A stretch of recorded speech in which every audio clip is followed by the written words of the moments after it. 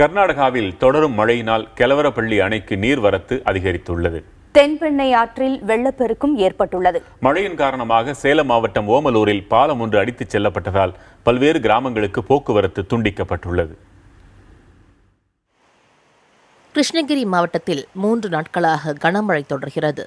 ஓசூர் மற்றும் சுற்றுப்புற பகுதிகளில் கனமழை நீடிப்பதால் காமராஜ் நகர் ஏரி, பேரண்டப்பள்ளி ஏரி, சாந்தாபுரம் ஏரி, சந்திராம்பிகை ஏரி உள்ளிட்ட ஏரிகள் நிரம்பியுள்ளன. ஏரிகளுக்கு வரும் நீர் உபரி நீராக வெளியேற்றப்படுவதால் ஏரிகள் அமைந்துள்ள பகுதிகளில் இருக்கும் சாலைகளில் வெள்ளம் பெருக்கெடுத்துள்ளது. தரைப்பாலங்களும் மூழ்கியுள்ளன. விபத்துக்களை தவிர்க்க ஆற்றங்கரையோரங்களில் பொதுப்பணித்துறையினரும் காவல்துறையினரும் நிறுத்தி வைக்கப்பட்டுள்ளனர். நகர்ல ஒரு 500 வீடுகளுக்கு மேற்பட்ட வீடுகள் வந்து தண்ணியில மூழ்கி எல்லாருமே மாடி மேல தான் இருந்தாங்க. இருட்டு, மின்சாரம் இல்லை, எந்த ஒரு உதவி இல்லாம, தவிப்பு இல்லாம, அவங்களுக்கு வந்து மருத்துவ உதவிகளும் செய்ய முடியாம, உணவு கொடுக்க முடியாம ரொம்ப கொடுமையான நிலையில இருந்தாங்க. இது போன்ற பல பகுதிகள் துண்டிக்கப்பட்டது. ஓசூர் முழுவதும் இன்னைக்கு நீர்நிலைகளையும் ராஜகால்வாய் ஆக்கிரமிப்பு, ஓடைகள் ஆக்கிரமிப்பு காரணத்தால இந்த நிலைக்கு ஏற்பட்டிருக்கிறது.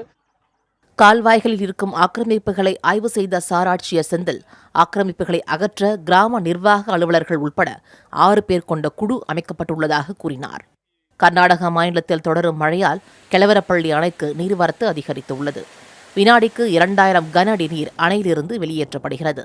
இதனால் கெலவரப்பள்ளி, தொரப்பள்ளி அக்ரஹாரம், மோரனப்பள்ளி, பாத்துக்கோட்டா, ஆழியாலம், கோபச்சந்திரம் உள்ளிட்ட இடங்களில் தென்பெண்ணை ஆற்றில் வெள்ளம் பெருக்கெடுத்து ஓடுகிறது. கனமழை காரணமாக சேலம் மாவட்டம் ஓமலூர் பகுதியில் சரபங்க ஆற்றில் வெள்ளப்பெருக்கு ஏற்பட்டதோடு காட்டாற்று வெள்ளமும் பெருக்கெடுத்தது. இதனால் காடையாம்பட்டி அருகே உள்ள பெத்தல் பாலம் முழுமையாக தண்ணீரில் அடித்துச் செல்லப்பட்டது. இதன் காரணமாக 50க்கும் மேற்பட்ட கிராமங்களுக்கு போக்குவரத்து துண்டிக்கப்பட்டுள்ளது.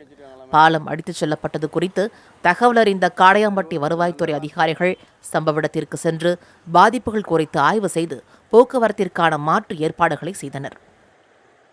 விடிய நைட்டு ஃபுல்லாக மழை பெஞ்சு ரயில்வே பாலெல்லாம் தண்ணி நிற்கிது. பக்கத்து ஊருக்கு போகிறது, ஓமலூருக்கு போகிறதுக்கு வழி இல்லை. பக்கத்து ஊர்லேயும் தண்ணி ஃபுல்லாக தேங்கி நிற்கிது. அதனால் வந்து எந்த பக்கமும் போக முடியல. விருதுநகர் மாவட்டம் பத்திராயிருப்பு அருகே சதுரகிரி மலையில் தொடர் வெள்ளப்பெருக்கால் பக்தர்கள் இன்றும் மலைக்கு செல்ல அனுமதிக்கப்படவில்லை. இதனால் 1000க்கும் அதிகமான பக்தர்கள் மலை அடிவாரத்திலேயே தவித்து வருகின்றனர். தண்ணி வருதுன்னா நீங்க தகுந்த மாதிரி பாலம் கட்டி இருக்கணும். பாலமும் கட்டல. சுந்தரமாலியம் கோயிலேருந்து சந்தனமாலியம் கோயிலுக்கு எப்படி பாலம் போட்டிருக்காங்க, அந்த மாதிரி நீங்கள் அங்கங்கே ஓடையில் வந்து நீங்கள் பாலமே போட்டிருக்கலாம். பாலமும் போடலை.